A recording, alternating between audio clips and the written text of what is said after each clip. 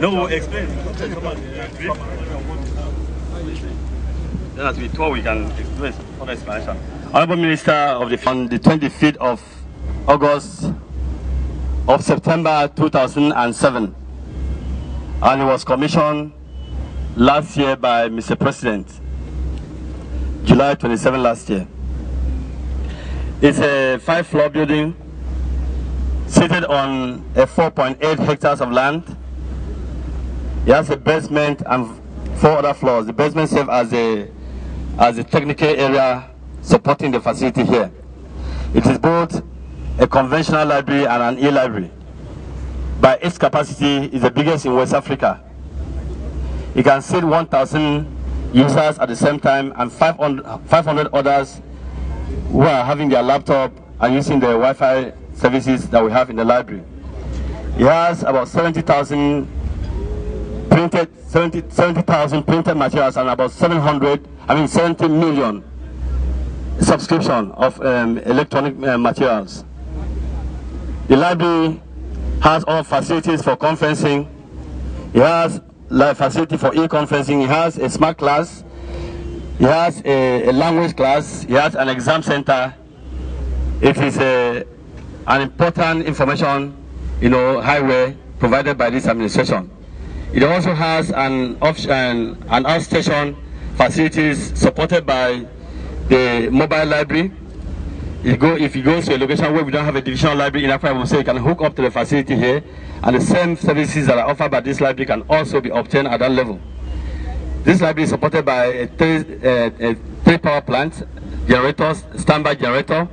It's also supported by, of course, the public service, power service. It has a bookshop.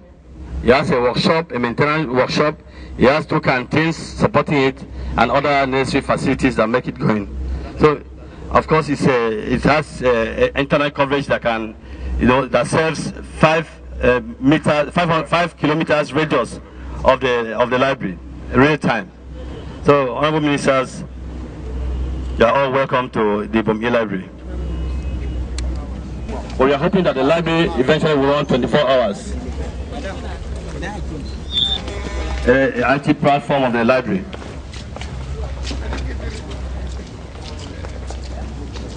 We will move.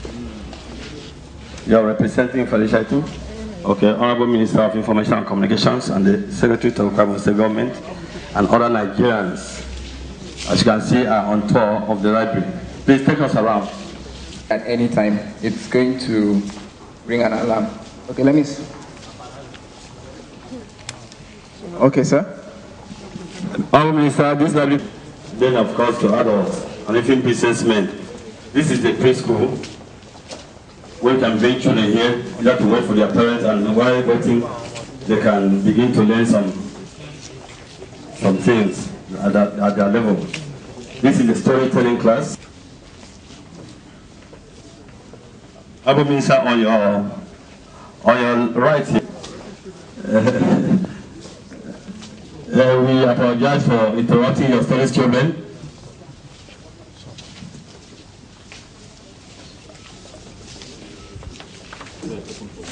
All these computers we have here are adapted for the use of children. And there is a tutor. On our website, we have a catalog system that has books for the children. So these children interact in the process of teaching. There's a crisscross of information from the teacher via the student also. So what all this is important for the kids. Thank you, sir. Fine, thank you, sir. My computer is off. Slow. So what else?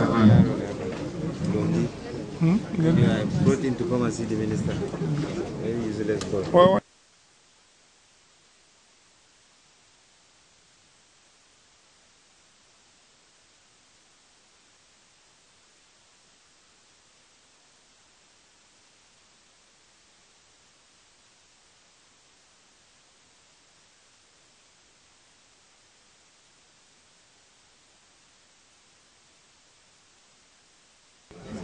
Well, right now, I'm not on the internet. She is on the internet, and right now I'm playing games.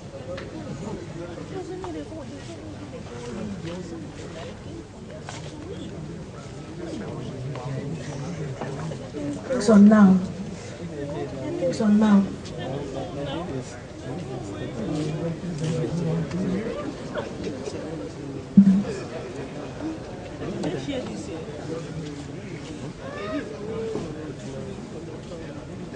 Edward Foundation High School. Very much. The Honorable Minister, what we are doing is because we have had an opening of a library, so we are trying to bring children from school to school from time to time for them.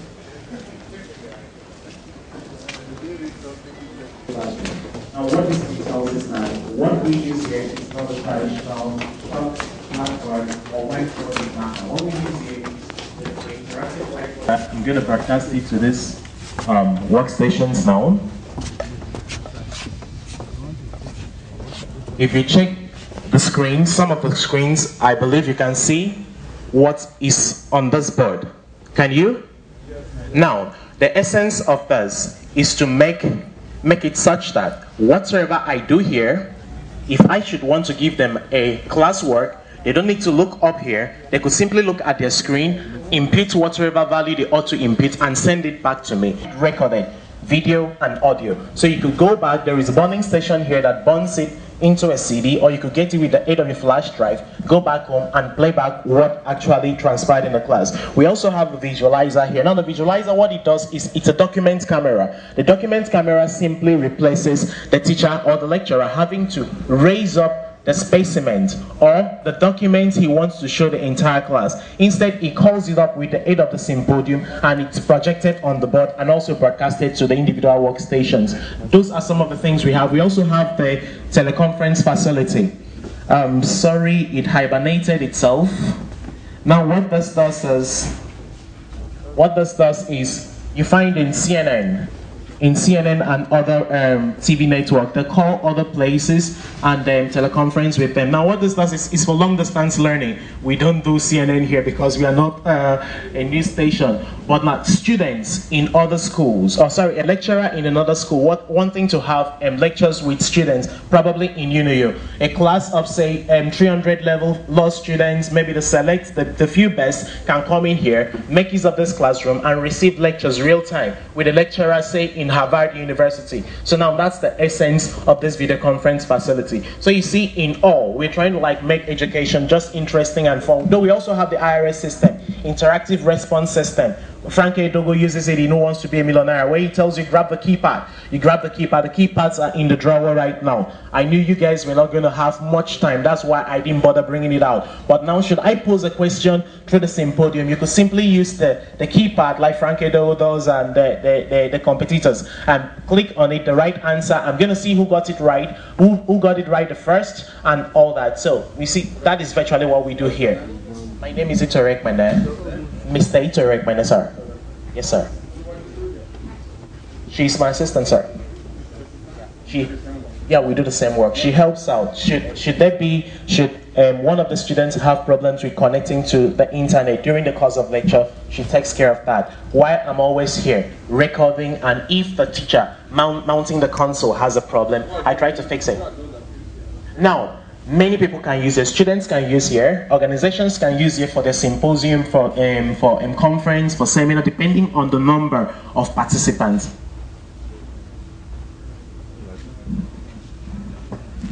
Thank you, Honorable Minister, for your time.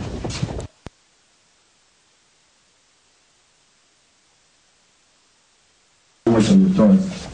You are in a common class.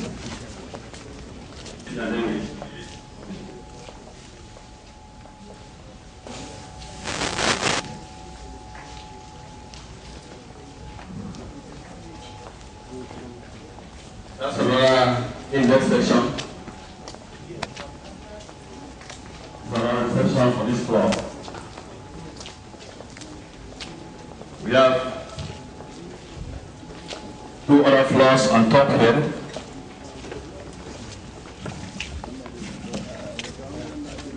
Our minister, this problem is all the functions have here, except maybe the doctoral shelf.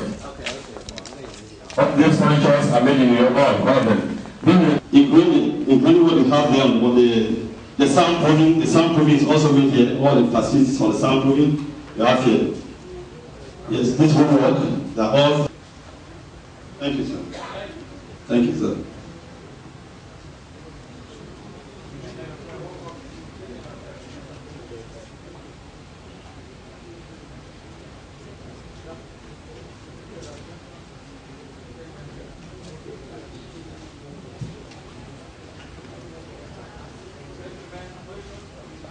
Okay. Well, thank you so much. I don't know whether is the commissioner in charge of this place. Are you the one? Yes, in charge of housing and urban renewal, but that for Ministry of Education. Because I'm marveled by what I mean, it's amazing. This is really amazing. I just want to ask the question about the need for this structure to be, and all that it has here, to be linked to the institutions of higher learning here, so that you can have a synergy of real academic research, not just research, but building students that can certainly benefit from this. I can see that this will certainly supplement what the university is. And so many other tertiary institutions as well as secondary school. And then two, also ask, I was being told that while we were coming in here, one of the gentlemen, this gentleman said they have membership system. Is it open for there is restrictions? And we are yet to be taken to the, well, the adult section can as well serve as the graduate section. But then I'm also trying to ask the question, this theater, so to speak, do you also commercialize it for other organizations that are interested in coming here to do either e-conference, meetings, and what have you? Is it open for public use? It is. Thank you. That's why we cut it off from the main library by providing 2 entrances, so you can access this without disturbing the. So you can do, what you can do anything other than reading or doing seminar here. You can do some meeting, can hold some meeting here, which is not academic based in this facility. And the other issue was registration. Yes, it is open for all members of society who have need for facility of registration. And this is an example of a registration card for the library that will grant you access to this library. And the money you pay will also depend on what you are using the library for and what class of person you are. The relationship with research centers. Honourable Minister, Honourable Minister, this is a center of learning, and I would believe that this will save the global community because anybody from anywhere should be able to access it. The question he raised, clearly we know that there are very different levels of users. We expect that our secondary school students, for instance, should be able to come here to use the facility free of charge. And already, because what we have done so far is just a soft opening, we are still crossing the I's and crossing the T's and dotting the I's to make sure everything is functioning optimally before it is fully opened. So even now, the Commissioner for Education is working out a scheme so that students from various schools, they can be brought in to come and have a feel of this facility so that they can also be exposed to the facilities in the area of IT, since they may not have this level of facilities in their various schools. So there's a timetable, and they're being brought in. Such category, we don't expect that they will come here to pay fees or registration fees, but others, just for the purposes of documentation, we expect that they will come, register, pick up a card for control purposes, and that would also apply even to the resident students. The facilities here definitely would support research at any level. So we believe that the university, they will be happy to partner with those who will run this facility to ensure that those who do advanced research in the universities around, even out beyond AKWA IBOM, should be able to avail themselves of this facility.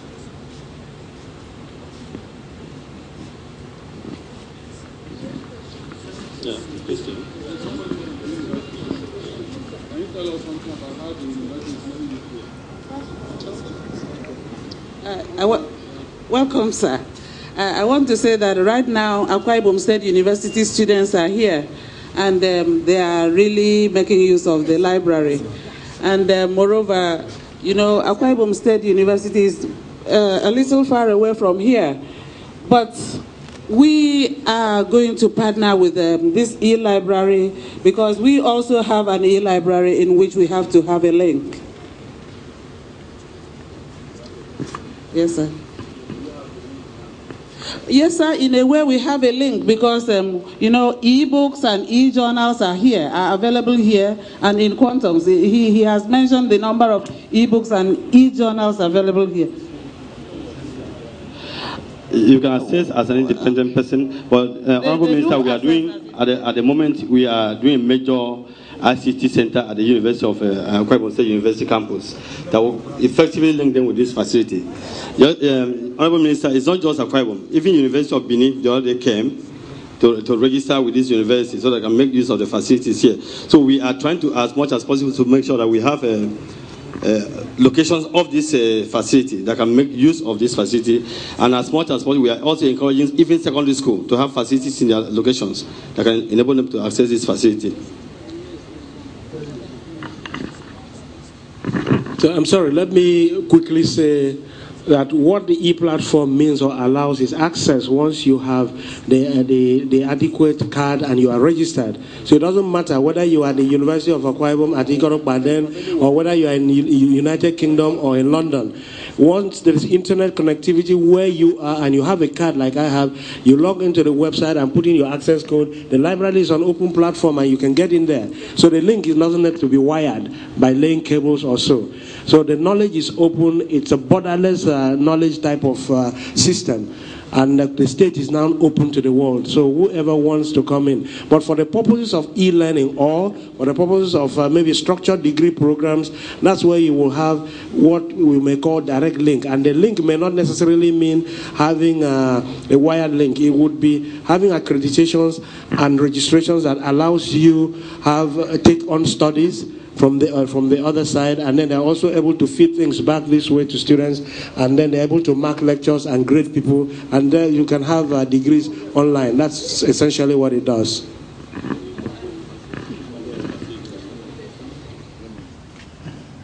Honourable Minister, the e-library also have a value added which the University of Uyo is enjoying, which is a 5-kilometer hotspot. So with a 5-kilometer hotspot, it's for the students, you know, to actually access internet services as well as access the.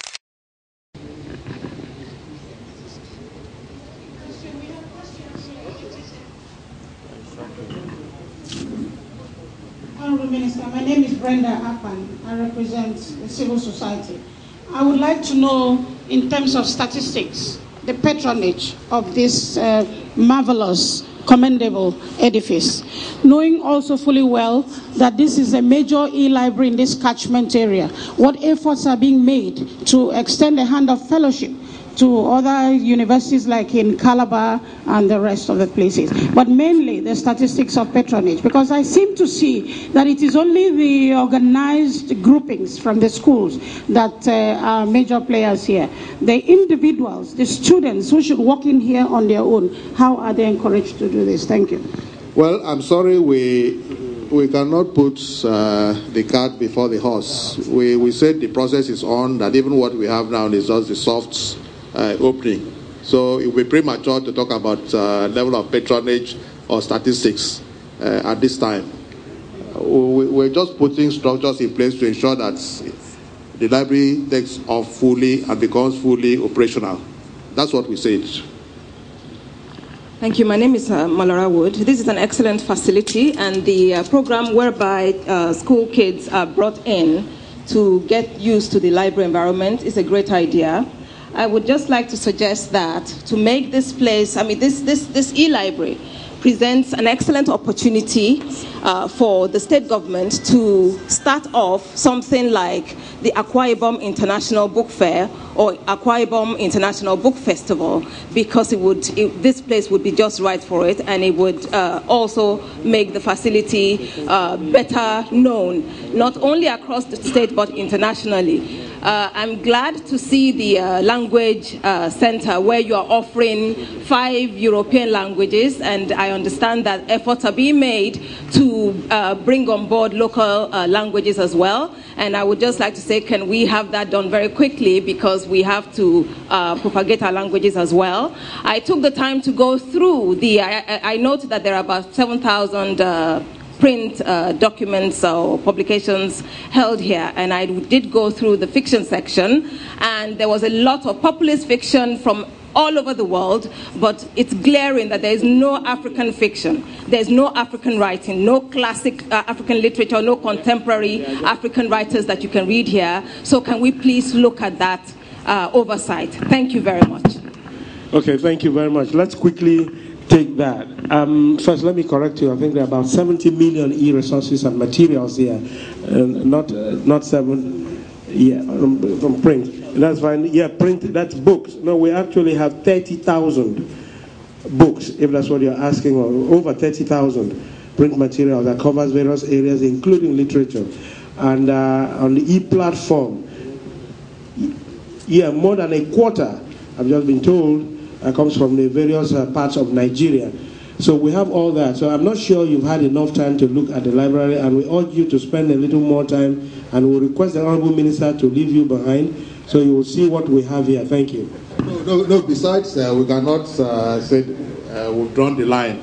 I think the acquisition of books is continuous. It's continuous, and frankly, if you have a list of books you think we should add, we'll be happy. We'll be happy. Thank you. Honorable Minister, just one last point. In this library, we have a section called Africana Collections, and this is dedicated to all African. Ladies and gentlemen, let me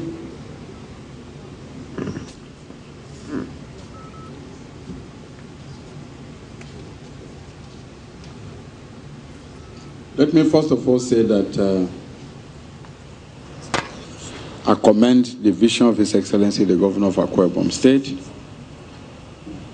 for this library of the future. Because this is a future project. This is not a feature for today. And a number of the questions we're asking now will be resolved maybe in another 2, 3, 4 years. As the population gets used to this, as the facilities are put in place, as schools get more online and can connect this place, because it's not something that you can, because of its highly technical and modern nature, it will take time for the environment to be adjusted to this library. Secondly, the systems are being put in place and test run. Even for training those who will manage this place, you know, you need quite some period of training for both the staff and people who will be using this library. What I would say is, this library is an investment that you can't estimate its value, because what it has done is to place Uyo at the global center of educational resource materials for its people and for other Nigerians that eventually get connected to this place. I would say that the school should make deliberate effort to get in touch with the Universal Service Provision Fund of the federal government, which is run under the Ministry of Communication Technology. They are providing e-centers for secondary schools, 10 per state, every year. They pick 10 secondary schools, they place 200 computers, they connect them to internet, they train teachers, they give 20 of those computers to teachers for teaching. Now my suggestion would be that you now connect those e-centers that are being provided by the USPF to this library, at least those located within AKWA IBOM State.